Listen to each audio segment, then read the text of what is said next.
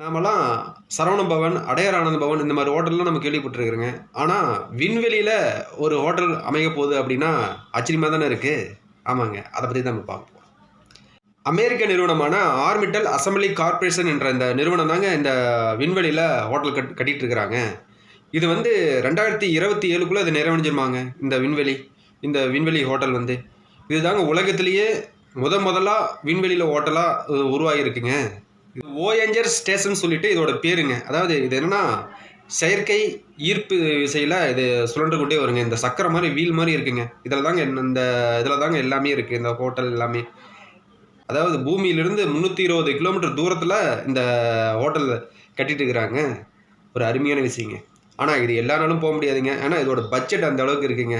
அதாவது இந்த விண்வெளி ஹோட்டலுக்கு போறதா குறைஞ்சபட்சம் ஒரு 6 பேர் போணுங்க. அதில அவங்க சைட்ல ஒரு 2 பேர் வருவாங்க, அந்த கம்பெனி சார்பா. இங்க விண்வெளி இந்த ஹோட்டலுக்கு போறதுக்கு முன்னாடி நம்மளுக்கு எப்படி போகணும் எல்லாமே நம்மளுக்கு சொல்லிக் குடுத்துருவாங்க. அதபடி நம்ம வந்து அங்க போய் சேரணுங்க. அதாவது 6 பேர் இது கொண்ட அந்த விண்வெளி பயணத்துக்கு, இந்த ஹோட்டலுக்கு போறதுக்கு சுமார் 61 கோடியாங்க.